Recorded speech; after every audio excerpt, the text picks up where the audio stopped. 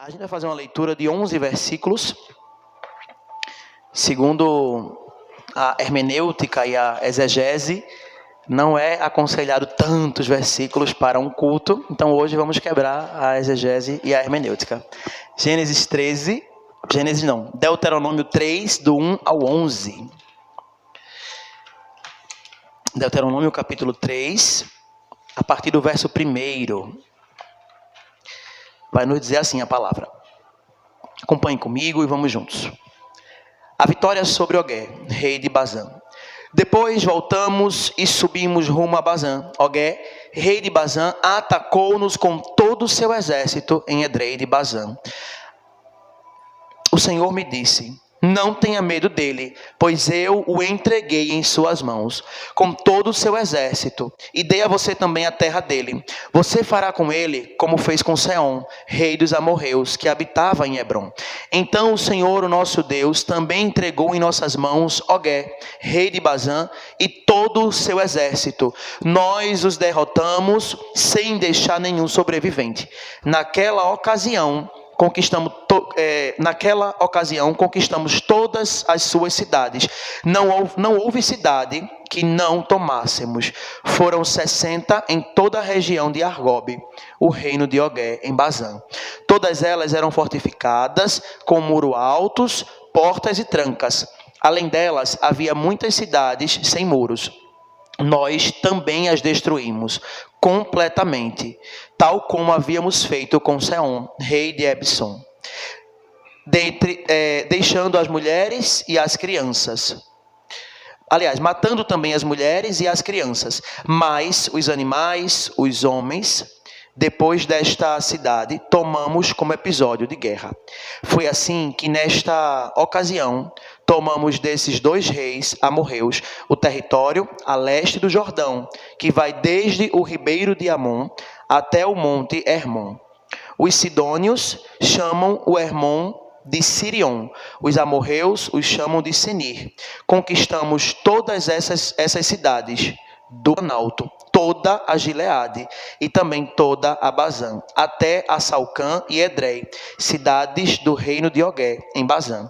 Ogé, rei de Bazã, era o único sobrevivente dos Refaíns. Sua cama era de ferro e tinha pela medida comum 4 metros de comprimento e 1,80 m de largura. Ele ainda está em Rabã dos Amonitas. Esse texto é um texto grande, é um texto com muitas informações, com muitos nomes. E eu não estou me ouvindo aqui na frente. Não sei a igreja como está, mas aqui está sem retorno para mim. Esse é um texto grande e que ele traz para a gente inúmeras informações. Agora está chegando, obrigado. E dentro desse imenso texto, quando a gente vai olhar, a gente vê que Israel estava em transição do deserto para a terra prometida. Só que antes de Israel chegar à terra prometida, ele precisou enfrentar mais um gigante e precisou enfrentar aqueles reis que se levantaram contra ele. E dentre esses reis estava Ogé. Quando a gente lê esse texto, a gente entende que o texto aparenta para a gente que Ogé era o último gigante que havia se levantado dentre todos aqueles gigantes que a gente foi discutindo aqui nessas quintas-feiras. Então, ele era o último dos gigantes, ele era o rei de Bazã. E o texto ele dá para a gente uma ideia de que Ogé era um homem imenso, grande, forte, com símbolo de força, com símbolo de autossuficiência, com símbolo de poder humano. O último verso que a gente leu vai dizer que a cama dele era feita de ferro, que ela era muito larga, extremamente comprida, e isso era um sinal da sua grandeza. Para Israel parecia impossível atacar alguém assim. Imagina que você tem alguém para poder enfrentar e alguém diz assim: olha, mas tu tem que ter cuidado, porque ele é muito grande, ele é muito alto. Mas a gente usa assim, né? Ele é grande, mas não é 2. Eu acho que ele era 3. Não é? Eu acho que ele era 3 porque realmente ele era muito grande. Era tido como um gigante. A cama era imensa, era feita de ferro para suportar o peso desse homem. Então a gente consegue dimensionar o quanto Ogé era grande. E aí a gente começa a entender que não era somente um inimigo externo. Não era só alguém que parecia ser muito grande, mas também é um símbolo espiritual. É um símbolo espiritual de muitas lutas que travamos e são batalhas imensas, minha gente. Todos nós temos lutas. Todos nós passamos por momentos difíceis. Passamos por situações que talvez o que é grande para Thaís, talvez eu soubesse lidar tranquilamente, e aquilo que é grande para mim, talvez Andresa conseguisse lidar tranquilamente bem. Cada um de nós travamos as nossas batalhas e a minha régua não pode servir para medir a régua do outro. Eu não posso chegar para ninguém e dizer, mas fulano caiu, fulano saiu da igreja. Por quê? Por conta disso. Por isso, uma coisa tão simples.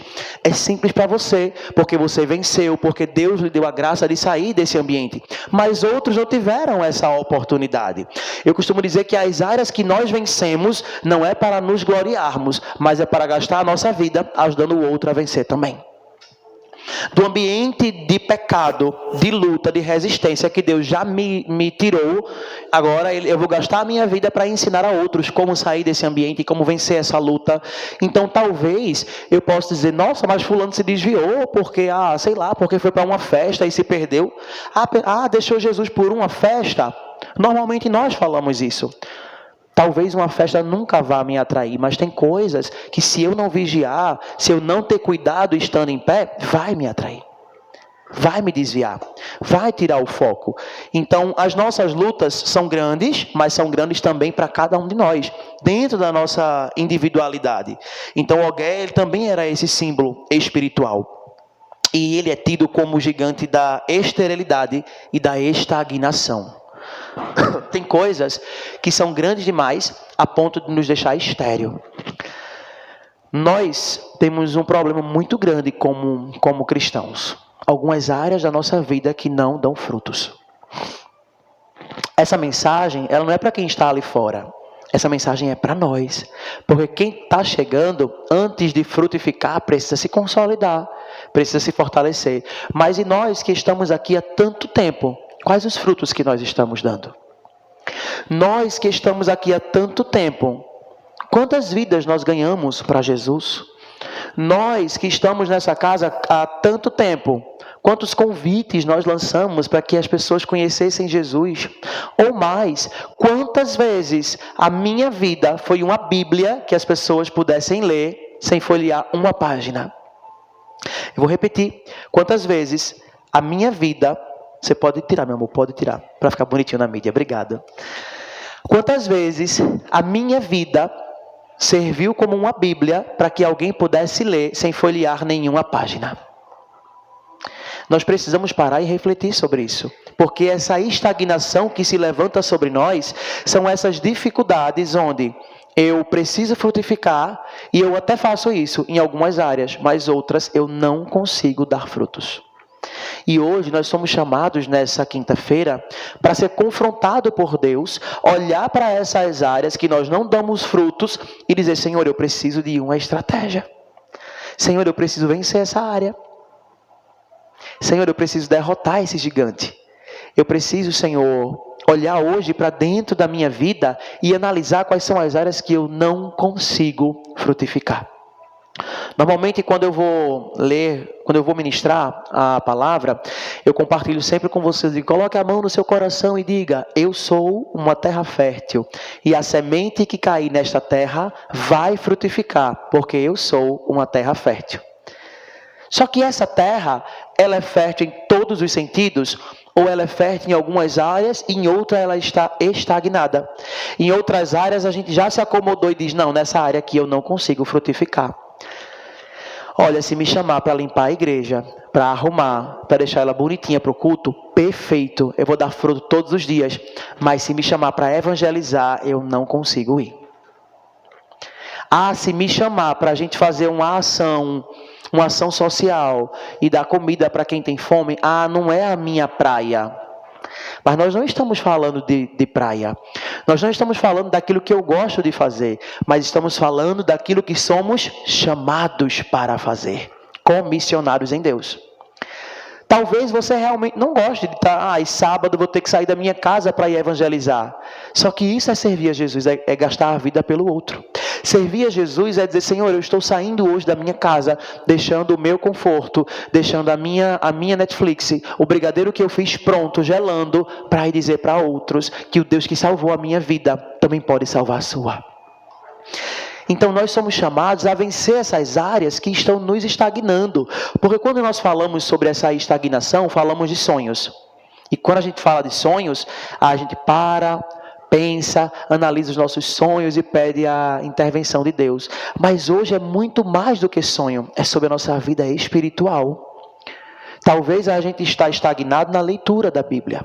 Talvez estejamos estagnados em oração. Talvez estejamos estagnados no nosso secreto. Não sei qual é a área que alguém está em pé, mas uma coisa eu sei, que ele vai cair em nome de Jesus. Eu acredito que em Deus nós somos mais que vencedores, e isso faz com que esse gigante caia por terra, fazendo com que a gente tenha força para resistir no dia mau. Então alguém, ele representa essa estagnação. E aí essa esterilidade, ela vai tentando envelhecer a nossa vida espiritual, paralisar também os nossos sonhos, desgastar a nossa esperança e fazer com que a gente paralise frente a esses gigantes. Esse envelhecimento, ele se dá também pela falta de manutenção. Uma árvore, uma semente, quando ela não é regada, cuidada, ela envelhece antes do tempo. Se você expor ela a muito sol, ela morre. Se for muita água, ela morre. Então, existe todo um cuidado para que árvores e plantas elas consigam dar frutos às suas estações. Então, não sei se você está pegando sol demais, eu não sei se você está em muita sombra, mas hoje Deus vai tirar você desse ambiente de conforto. Se você está em muito sol, Deus vai dizer, é hora de você ir para a sombra. E se você está na sombra, o Senhor vai dizer, coloque a sua cara no sol. Saia dessa estagnação. Chegou o tempo de deixar essas folhinhas verdes. Chegou o tempo de deixar o sol trazer todo o nutriente que você precisa. Então eu estou nos comparando a essa árvore que vai envelhecer, que pode envelhecer antes do tempo. E existem algumas áreas da nossa vida que nós sentimos como áridas, improdutivas, secas. Às vezes elas até nem estão, mas a gente acha que está seca demais, que não tem mais perspectiva de mudança. Mas aquela palavra de Deus que entregou Ogé nas mãos de Israel é a palavra que está sendo revelada nessa noite. A palavra que disse, olha Israel, vocês irão vencer debaixo da minha palavra. É essa palavra que está dizendo hoje aos nossos desertos, vai chegar água. É a palavra que está sendo liberada nessa noite e dizendo que as áreas secas da nossa vida encontrarão a água do Espírito. Eu vou dar um spoiler sobre o domingo. No domingo nós vamos falar um pouco sobre o processo que durante a crucificação, duas coisas saíram de Jesus: água e sangue. Nós falamos muito sobre o sangue, mas precisamos também lembrar dessa água que jorrou do seu lado. E essa água é a água que purifica a nossa vida. É a água que faz os nossos desertos serem molhados. Eu nunca vi alguém dizer, nossa, eu estou tão confortável em um deserto, fisicamente falando, mas eu já vi crente passando por deserto, sorrindo, dando glória a Deus, louvando a Jesus, colocando o joelho no chão e dizendo, vai mudar, vai passar, eu confio no meu Deus. E a gente vê a prova, a gente vê a porta fechada e o crente declarando que vai passar. Sabe o que é isso? É a água do Espírito molhando o deserto. A água, ela não vai dizer assim, chegou uma água que me arrastou e que me tirou. Não, você vai passar por todas essas etapas, mas você vai passar confiando em Jesus e vendo Ele mudar o cenário. Porque quando você vier testemunhar, alguém vai dizer assim, menina, como assim tu estava em deserto? Eu nem vi. Também não, querido, passou mais rápido do que eu esperava. Jesus me tirou desse deserto. Então essas áreas que estão secas na nossa vida, elas irão encontrar a água de Cristo, que muda a nossa vida. E uma coisa que eu fiquei pensando é que esse gigante da estagnação espiritual, ele pode ser vencido. Esse gigante dessa esterilidade, dessas áreas que não frutificam, em nome de Jesus, ele pode ser vencido. Nós precisamos identificar e precisamos dizer a ele, foi até aqui. eu vou dar muitos frutos. Eu vou gastar a minha vida. Eu vou empenhar a minha vida por esta palavra. Essa palavra é o meu alimento e é por ela que eu vou gastar a minha vida. Quando a gente estava em São Paulo, a gente teve uma conferência, inclusive eu vi com essa camisa. Eu nem ia falar sobre ela, mas o Espírito me lembrou que durante essa conferência foi falado sobre a Bíblia. Ela é a palavra de Deus? E todo mundo perguntando sobre isso. E a gente teve um pastor Walter, da igreja Bethesda, que conversou conosco sobre isso. A Bíblia é a palavra de Deus? E a gente foi entendendo que a Bíblia só é a palavra de Deus quando ela está aberta e revelada. Se ela não estiver aberta e revelada, ela é mais um livro na nossa casa.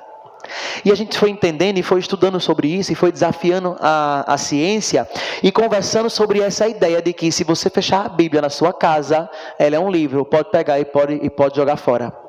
Quando alguém diz assim, nossa, eu tenho uma Bíblia tão velha e eu não vou jogar fora porque eu estou com medo. Irmão, é um livro qualquer. Ela só é a palavra de Deus quando está revelada e manifesta aos nossos corações. Eu não estou falando sobre desrespeito, mas eu estou dizendo que você não deve se apegar a algo que fica na minha, na sua casa apenas fechado. Eu tenho um carinho tão grande pela minha Bíblia, não porque na minha Bíblia ninguém mexe. Realmente ninguém mexe. A quantidade de poeira mostra isso. Realmente ninguém mexe, nem você. Então a palavra que é revelada e manifesta sobre nós, é ela que está aqui para nos orientar e dizer assim, pode ser vencido. Você pode dar muito fruto. Essa área, ela pode encontrar e germinar as sementes no tempo certo. Porque foi isso que aconteceu nesse texto. O capítulo 3, ele vai dizer para a gente sobre Bazã, que era o território de Og. E era uma região árida, seca, e para Israel também era um lugar de batalha e de resistência. Irmãos, quando o inimigo vem atacar a gente, e a gente está no nosso ambiente, talvez a gente saiba como vencer. Mas quando estamos no ambiente dele, quando ele está na sua casa, quando ele diz assim, venha, pode vir, porque aqui eu sei onde eu estou, aqui eu sei o meu terreno. Se o inimigo vier atacar a gente aqui na igreja, ainda que eu esteja fraco, tem alguém forte para me ajudar, para guerrear por mim, para poder por mim. Mas quando ele me ataca em locais que eu estou desprevenido, que eu estou sozinho, que eu não sei o que fazer, ou quando de repente eu estou caminhando e digo, meu Deus, que laço foi esse que eu caí, que eu não percebi, e eu estou no terreno do inimigo. Porque era isso que estava acontecendo com Israel. Israel disse assim, vocês vão ganhar a batalha, mas é lá, no terreno dele.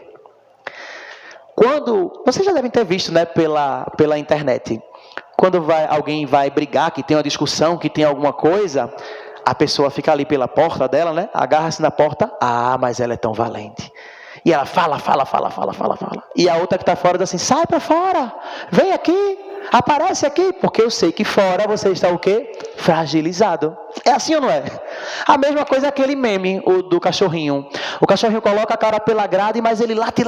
Quando a grade abre, o bichinho balança o rabo e fica bem quietinho. Aí o dono aperta o controle, fecha a grade, ele bota a cara ali para fora pela brecha, mas ele late tanto. Aí o dono abre de novo, ele fica ali mansinho, se balançando. É assim que acontece na nossa vida. Nós somos provocados a sair da nossa zona de conforto, da nossa zona, não só conforto, de segurança, porque em Deus há um ambiente seguro para nós. E aí quando Satanás quer nos atacar, a primeira coisa que ele faz é o quê? Vem para fora, sai daí. Dentro, você aí dentro é muito bom, vem para cá. E isso nos ira de uma forma que a gente fala, pois eu vou. Acabou. Além da gente perder a nossa razão, entramos no terreno do inimigo. E ali fora estamos fragilizados. Quantos de nós achamos que somos fortes o suficiente para bater 2 palmas e resolver, sem perceber que caímos no laço e fomos para o terreno do inimigo? Porque essa é a expectativa de Satanás, nos conduzir ao terreno dele. Então esse era o cenário dentro de Bazã. E essa terra seca, muitas vezes somos nós. A nossa vida emocional, a nossa vida espiritual. Não sei se você conhece um louvor, eu acho que é de Judson de Oliveira, que diz assim, deixa a água descer, deixa a chuva molhar, encharcar essa terra seca. Não sei se você já ouviu esse louvor, Mas ele começa dizendo assim: Senhor, a minha oração se tornou sequidão, se tornou um deserto. E aí ele vai dizendo, e ele diz assim: abre o céu, Senhor, e deixa a água descer. Senhor, deixa a chuva molhar e deixa ela encharcar essa terra seca que sou eu. Quantas vezes nós estamos assim, como uma terra seca, que talvez para quem vê de longe é extremamente bonito, mas quando chega perto não tem fruto, não tem sombra, não tem refresco, não tem paz, não consegue ajudar ninguém. Quando nós estamos secos demais, a gente não consegue ajudar outros. Talvez não estamos frutificando porque estamos muito secos. Não há mais água do Espírito sobre nós. Não há presença. Não há quebrantamento. Não há mais choro. A gente não bota mais um louvor para que Ele fale com a gente. Para que a gente sinta esse mover do Espírito de Deus. E a gente está seco demais, mas querem ajudar todo mundo. E as pessoas quando chegam perto só sentem calor, fome, porque a terra não tem alimento. Aí as pessoas dizem: tu vês fulano como fulano é tão seco? A gente aqui não percebe que está seco demais. E Deus ele quer abrir a nossa mente hoje para dizer assim: meu filho, perceba.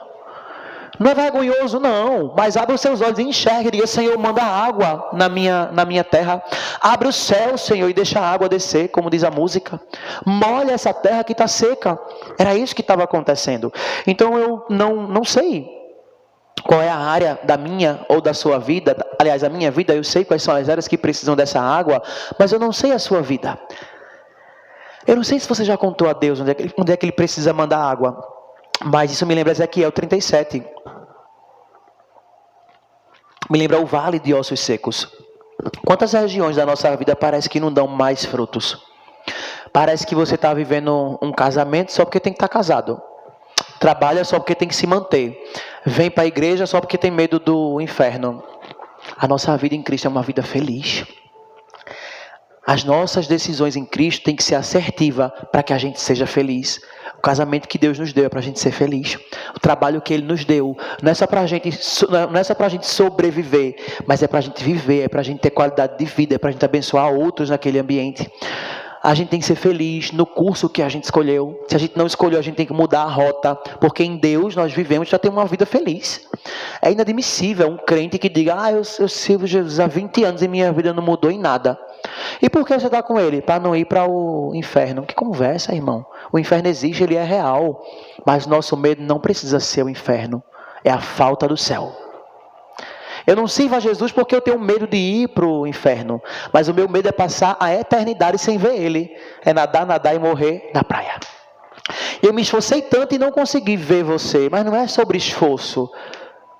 Não é somente sobre esforço, é sobre uma vida dedicada, é sobre quebrantamento, é sobre a gente dizer, como o povo disse: olha, a gente não tem condição de vencer não, nós não conseguimos. E aí vem a palavra do Senhor que diz: você consegue sim, você pode sim, eu aposto em você. Essa era a minha oração hoje, dizendo: Senhor, as suas fichas em mim são muito altas.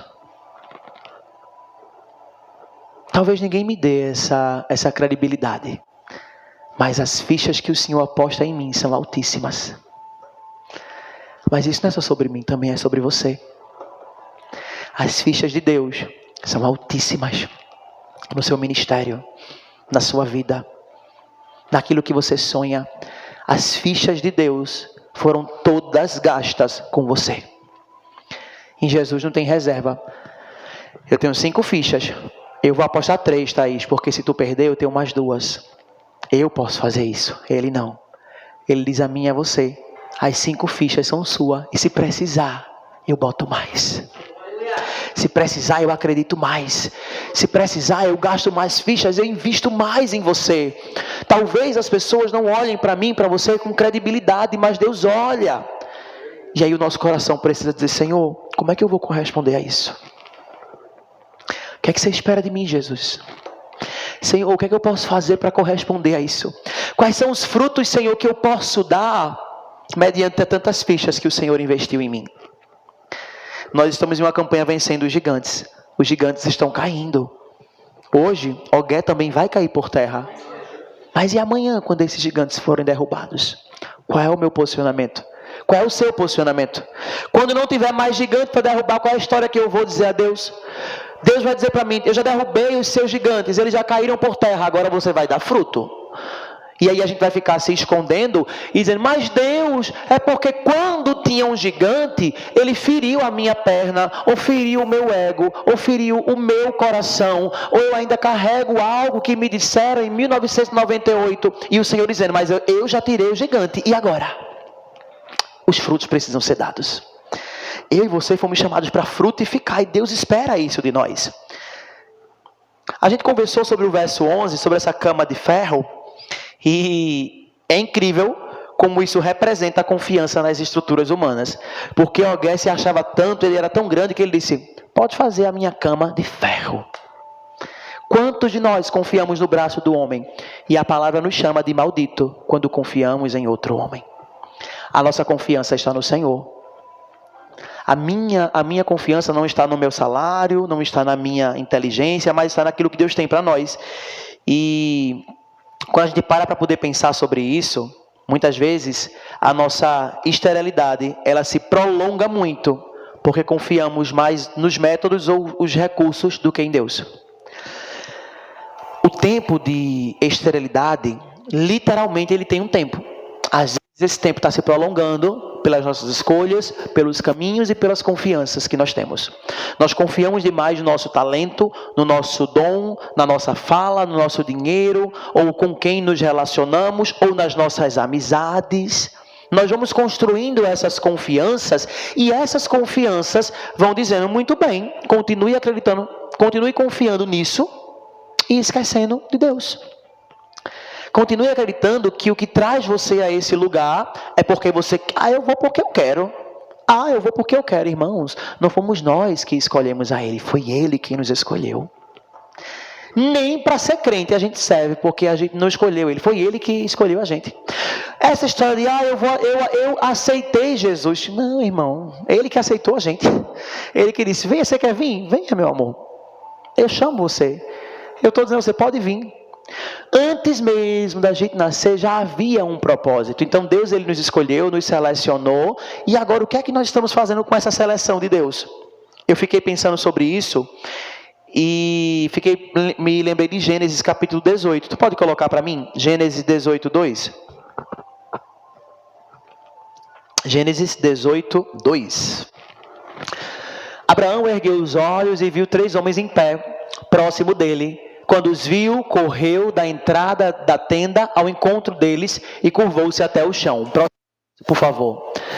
Ele disse, meu senhor, se achar por bem favorecer este servo seu, não passe por mim sem fazer uma parada. Não é esse texto não. Deixa eu ver se eu estou certo. Gênesis capítulo 18 é 12. Perdão, não é 2 não, é 12, tá?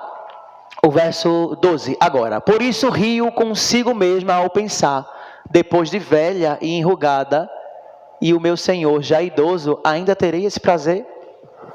Mulher, tu vai ter um filho. Mulher, tu vai dar à luz. Primeira coisa, ela riu. Além de rir, ela disse, eu estou velha e estou enrugada. Quantos de nós estamos dizendo, Senhor, eu já estou velha. Senhor, já passou muito tempo. Senhor, as rugas já estão no meu rosto. Não nos meus, tá, irmãos? Por favor. Então, Senhor, as rugas estão sobre o meu rosto. Meu irmão, imagina Deus dizendo algo sobre nós. Quantas vezes aqui desse altar tem saído palavras, tem sido lançado semente, a semente chega no seu coração e você diz, mas não é para mim. Mas isso já passou. Mais e mais e mais. Como diz os nossos irmãos pentecostais, agarre, segure, levante a sua mão e tome posse, porque Deus está operando sobre a nossa vida sim. Deus está falando sobre nós sim. Sara estava confiando em si, no seu tempo, na sua idade, na questão biológica, por não poder mais gerar. E às vezes Deus diz algo sobre nós, olha, você vai fazer isso. Senhor, mas eu que não tenho essa condição. Senhor, mas eu que não sei falar, mas eu que não sei dizer. Querido, Deus conta com você.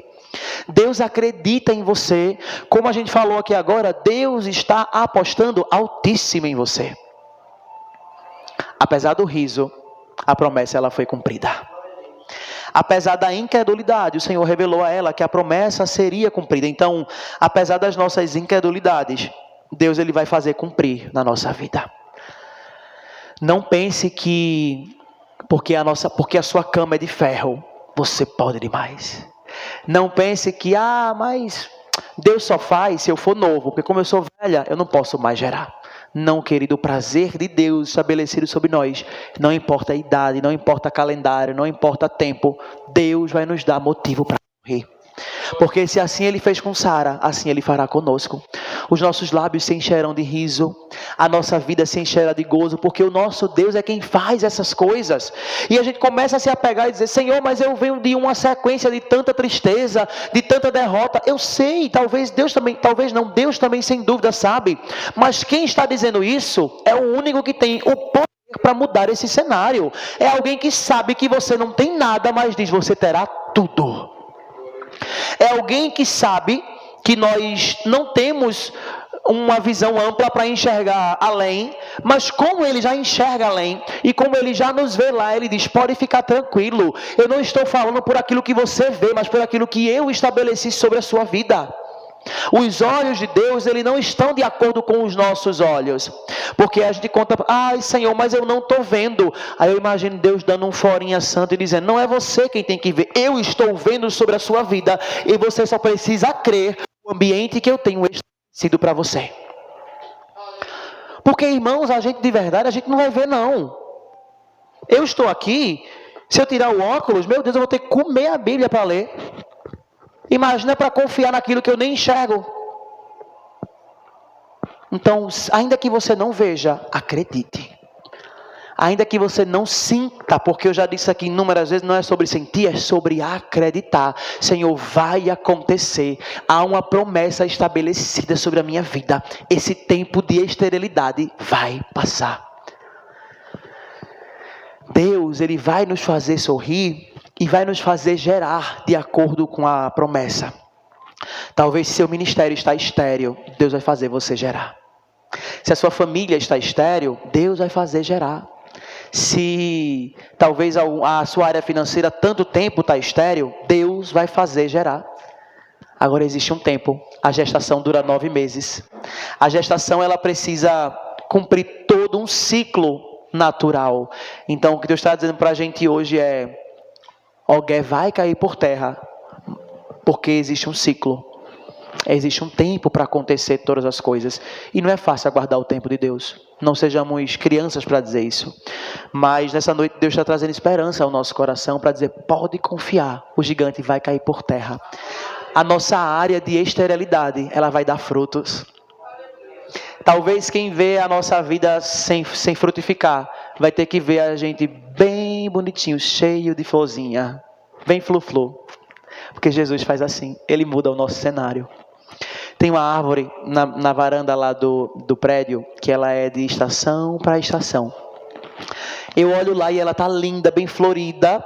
E agora quando eu vou olhar ela está bem sequinha.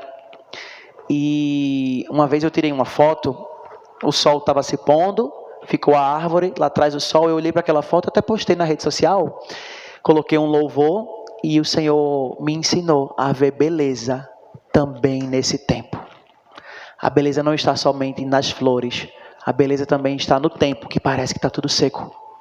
Mas a gente precisa querer enxergar isso.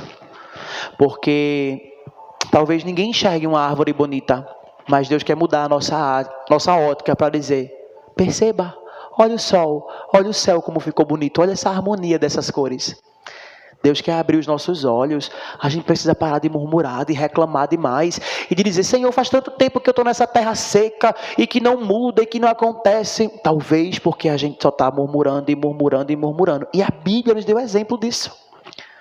O povo estendeu-se no deserto por muitos anos e se comprometeu pela sua boca. Mas se a sua boca abrir para dizer, Senhor, esse deserto vai mudar. Senhor, esse cenário vai passar. Senhor, está me arrancando lágrimas, mas vai acontecer. Quando a gente menos espera, o Senhor faz. Quando a gente nem pensa e diz, Senhor, como é que vai ser? Vai ser. Vai acontecer. Deus, Ele faz todas as coisas cooperarem. Mas eu preciso primeiro começar a contemplar aquilo que Deus está fazendo. E Mesmo com essa ideia de que a gente é infalível, somos fortes demais, temos uma cama de ferro, Deus está dizendo, não confie na sua cama. Confie naquilo que eu tenho sobre você. Confie na minha palavra que foi liberada sobre a sua vida. Quantos de nós estamos como Sara, rindo da promessa? Tem gente que tem contado a Deus em rodas de conversas. Glória a Deus. Tem gente que está conversando entre amigos e duvidando daquilo que Deus tem dito. Eu estou tentando explicar com algumas palavras o que o Espírito Santo ministrou no meu coração exatamente agora. Tem pessoas que sentam em roda de conversa e riem, ainda que numa brincadeira, daquilo que foi estabelecido por Deus. Como assim? Talvez alguém diz assim, olha, mas você vai construir isso, você vai chegar lá. Ah, menino, isso já passou, esquece isso, muda a pauta. Tu acha, menino, isso não é para mim mais não, passa. Eu estou buscando outras coisas na vida. Sutilmente, numa roda de conversa, a gente está agindo como Sara. Nesse momento, a nossa fé está sendo provocada para dizer, eu continuo esperando, eu continuo acreditando, eu continuo confiando, eu continuo crendo. Não importa quem não vai crer, eu vou crer, eu vou acreditar. E os meus olhos verão nessa terra a bondade de Deus. Nós somos chamados a isso, a confiar e a acreditar. E aí o verso 3 de Deuteronômio lança essa palavra profética. Então o Senhor, o nosso Deus, também entregou em nossas mãos Ogé, rei de Bazã, e todo o seu exército. Nós os derrotamos sem deixar nenhum sobrevivente. Não é só a terra que Deus vai entregar. Porque Deus podia ter dado a terra, mas a obra de Deus ela é completa. Ah, Senhor, olha, a gente quer conquistar a terra, conquista a terra, mas conquiste por completo. O que Deus está liberando sobre nós é uma bênção completa. Não creio num Deus que me faz feliz na área sentimental, mas não na área profissional. Que me faz feliz na área financeira, mas não me faz feliz na área familiar. Não, eu creio num Deus que me abençoa por obras completas. Eu creio num Deus que faz todas as áreas da minha vida frutificar. Em nome de Jesus, você será frutífero, meu irmão. Seja no seu ministério, no seu trabalho, na sua casa, na sua família. As pessoas verão eu e você como homens e mulheres de Deus. Não pela nossa força, mas porque a palavra começa dizendo, então o Senhor, o nosso Deus, entregou o Ogé em nossas mãos. Quando esse gigante cair por terra sobre as suas mãos, reconheça que foi a mão do Senhor que fez isso. Quando o Senhor mudar a sua sorte, reconheça que foi a mão do Senhor. Não é a nossa força, não é a nossa estratégia, não é aquilo que eu sei. É a intervenção de Deus sobre a minha e a sua vida. Não é somente conquistar a terra, não. É expulsar o gigante dela. É fazer com que você viva a obra completa. E ele disse, olha, foi o Senhor quem fez isso. Foi o Senhor quem agiu dessa forma. Israel, ele não venceu por si próprio, mas venceu pela mão de Deus. Deuteronômio capítulo 1, verso 30 vai dizer, o Senhor, o seu Deus, que está indo à frente de vocês, lutará por vocês diante de seus próprios olhos, como fez no Egito. Abra os olhos para poder contemplar. Abra os olhos para contemplar o Senhor adiante de mim e de você. Êxodo 14, 14, o Senhor pelejará por vós e vós os calarei. Então, se nós estamos aqui nessa noite dizendo que estamos vencendo os gigantes da alma, estamos dizendo que Deus está aqui pelejando por nós as nossas batalhas. Nós estamos dizendo que enquanto estamos ouvindo esta mensagem e dizendo a Deus, Senhor, esse gigante eu não consegui derrubar ainda, Senhor, essa área eu não consegui frutificar, é essa área que o Senhor está pelejando por nós. É nessa área que Ele está indo adiante de nós e destruindo toda seta, toda armadilha, todo laço. A gente vai ver em nome de Jesus com os nossos olhos, como diz o texto de Deuteronômio. Os nossos olhos contemplarão a bondade de Deus estabelecida sobre nós. 1 Samuel capítulo 1 conta a história de Ana. Nós conhecemos muito bem. Estéril, que é o que a gente está falando hoje. Injustiçada, porque uma tinha, a outra não. E motivo de chacota, porque Penina ria na cara de Ana. A chapa de Penina faltava andar assim na rua. Quando Ana passava pela janela. Era desse jeito. E o Senhor mudou a sorte dela.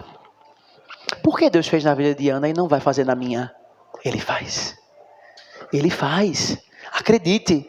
E você pode dizer isso a Ele quando você for orar. Senhor, assim como você fez na vida de Ana, na minha também vai acontecer. Os meus olhos, Senhor, contemplarão.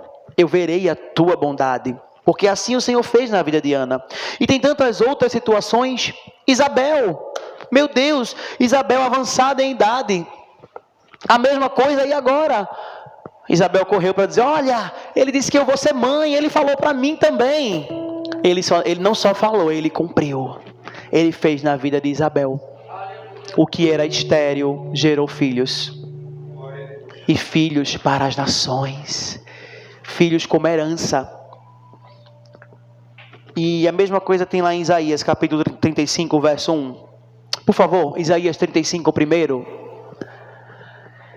Veja o que vai dizer a palavra. Isaías, capítulo 35, verso 1.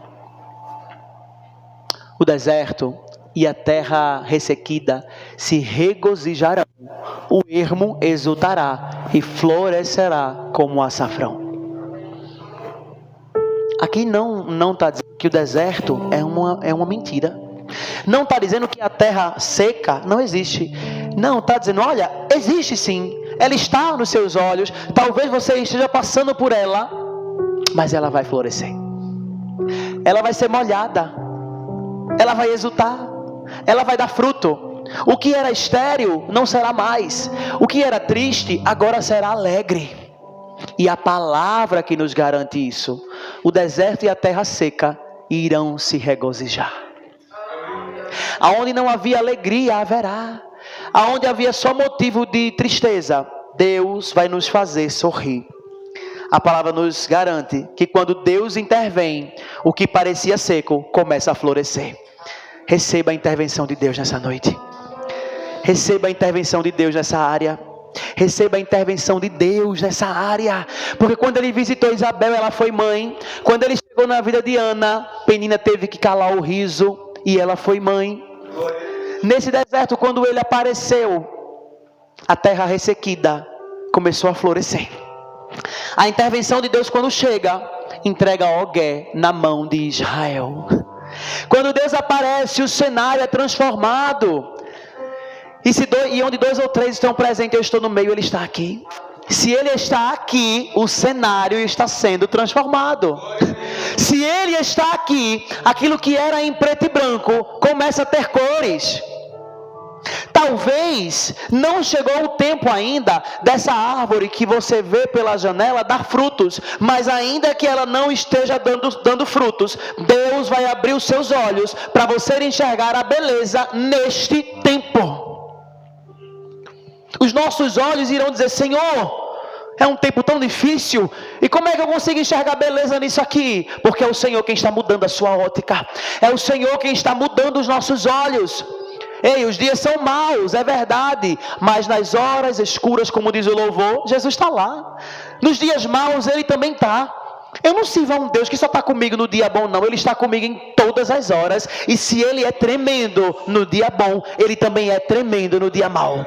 E é isso que a minha alma precisa declarar. Senhor, você é incrível no dia bom, e no dia mau você também é. Senhor, eu vejo a manifestação do Teu Espírito nos dias bons, quando eu acordo feliz, mas eu quero declarar que nos dias tristes eu também contemplo a manifestação do Teu Espírito. Senhor, a minha alma está entristecida, está amargurada. Senhor, eu estou passando por momentos ruins, mas o Deus que esteve comigo nos dias bons também está aqui hoje, e eu quero contemplar, Senhor, no meio do dia ruim, a Tua bondade. Eu quero enxergar a manifestação do Teu Espírito. Deus quer mudar a nossa ótica nessa noite. Deus quer fazer com que esse gigante, ele seja entregue em nossas mãos e caia por terra. Não importa se a cama dele é de ferro. O nosso Deus não precisa de ferro algum para vencer batalha. Não importa se ele é grande demais, o nosso Deus é maior. Não importa se ele é valente, o mais valente chegou e está presente em nosso meio. Esse é o nosso Deus, aleluia. nós precisamos nos empenharmos para vencer o gigante. Isaías capítulo 58, verso 6. Vou pedir a ajuda da mídia para ler esse verso. Isaías 58, 6. O jejum que desejo não é este, soltar as correntes da injustiça, desatar as cordas do jugo, pôr em liberdade os oprimidos e romper todo jugo. Aleluia, glória a Deus. Esse é o principal jejum esperado. Então, nessa causa, quando você for jejuar, diga a Deus: Senhor, as correntes cairão por terra. A opressão que está me segurando, ela vai cair por terra. O gigante, Senhor, que está paralisado na minha frente, ele vai cair por terra. Então jejue. Comece a fazer um jejum profético. A gente jejuma para Deus. Ai, Senhor, muda o meu cenário. Senhor, intervenha por mim. Amém, perfeito, continue. Mas comece agora a fazer um jejum ativo. Senhor, o meu jejum hoje é para ver essas correntes sendo desfeitas. Senhor, o meu jejum hoje é para que os meus olhos contemplem o gigante no chão. Porque o meu Deus não me dá só a terra, Ele também entrega o gigante. Precisamos desse jejum profético. Precisamos acreditar naquilo que está sendo liberado sobre nós. E a palavra diz que aquilo que a gente semeia, a gente vai colher. O que é que você tem plantado? O que é que você tem plantado nas pessoas que você conhece? O que é que eu e você estamos plantando nesse tempo de sequidão no nosso ministério? Irmãos, de uns dias para cá eu tenho chorado muito. Não por estar triste, não, é por estar conversando com Deus algumas situações mesmo, contando algumas histórias para Ele. E enquanto eu lia isso aqui, o Senhor me dizia: são as lágrimas regando o chamado. São as lágrimas regando o processo. O que é que nós estamos plantando? Nesse tempo nós choramos diante de Deus. Mas esse choro tem paralisado a gente? Pode chorar, mas o choro não pode parar você. Faça a obra chorando. Diga a Ele: Senhor, eu não sei como, mas eu vou chorando e vou carregando o meu chamado. Senhor, eu vou chorando e vou lidando com o peso da missão que o Senhor me deu. Senhor, eu vou chorando e vou lidando com os meus dias. Mas eu vou, Jesus. Eu não vou ser paralisado. Eu não vou ficar aqui, Senhor, chorando, pranteando e molhando os meus pés. Não, eu vou andando. Porque enquanto eu choro, essas lágrimas vão regando o solo. A semente vai sendo plantada. Outros que virão atrás vão sendo alimentados. E lá na frente, quando Jesus colocar o sorriso na nossa boca, a gente vai olhar e dizer: enquanto eu chorava, Deus alimentava outros. Porque o solo estava sendo molhado. Pare de chorar parado. Se é para chorar, ande, continue. Diga: Senhor, eu vou chorar, mas eu vou viver o propósito estabelecido. O que é que nós estamos plantando nesses dias? O que é que eu tenho plantado nos tempos difíceis? Eu quero ver o gigante no chão. Mas da minha boca, o que é que tem saído? Eu quero ver o gigante no chão. Mas como está a minha relação com meus irmãos? O que é que eu tenho declarado? O que é que eu tenho ministrado? Quais são as batalhas que eu tenho travado em Deus? O gigante, ele vai cair. Mas aquilo que a gente plantar, a gente vai colher. Então, nesse tempo difícil, plante e acredite. Se Deus entregou alguém nas mãos de Israel, Ele também pode entregar nas nossas mãos. Isaías capítulo 35, verso 1, por gentileza. Diz assim a palavra do Senhor: o deserto e a terra ressequida se regozijarão, o ermo exultará e florescerá como o açafrão. Eu quis concluir com esse versículo para que a gente saia daqui com essa esperança, para que a gente diga: Senhor, não sou eu quem digo, é a tua palavra, Pai, que diz que o meu deserto vai florescer. Me faz enxergar, Senhor, esse deserto florescendo. Sabe, os sonhos de Deus são maiores do que a gente acredita. Aquilo que Deus tem para nós é muito mais do que aquilo que os nossos olhos enxergam. Deus vai fazer cair por terra o gigante e vai nos dar condições de permanecer. Eu quero declarar sobre a sua vida, sobre a nossa vida, frutificação espiritual. Na nossa família, no nosso trabalho, na nossa casa, no nosso relacionamento, mas também eu quero declarar sobre essa igreja. Eu quero declarar sobre cada ministério dessa casa, sobre os líderes dessa casa. É tempo de dar frutos. É tempo de alimentar outras pessoas. A esterilidade acabou. Passou o tempo de ser estéril. Agora chegou o tempo de dar muitos frutos. Eu ministrei sobre isso aqui uma vez, e eu disse nessa igreja que nós não fomos chamados para andar nos justificando, que nós não fomos chamados para andar se importando com o que falam sobre nós. Enquanto alguém está falando de mim, eu estou dando fruto. Enquanto Satanás se levanta, eu estou dando fruto. Enquanto querem paralisar a obra, eu estou dando fruto. Meu irmão, continue dando fruto. Continue ganhando vida. Continue descendo na madrugada. Continue evangelizando. Continue declarando.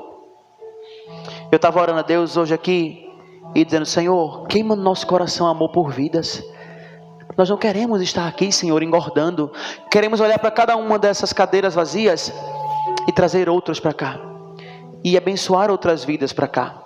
E eu quero que, em nome de Jesus, esse tempo de sequidão, ele seja retirado dos nossos olhos e a gente contemple as flores, o tempo de cantar, o deserto com água. Ele põe rios no deserto. É assim que ele faz. Nós vamos cantar esse louvor. Você pode ficar de pé no seu lugar. Nós vamos orar ao Senhor juntos e vamos cantar essa canção. Os sonhos de Deus nunca irão morrer. As coisas que Deus estabeleceu sobre nós não irão morrer.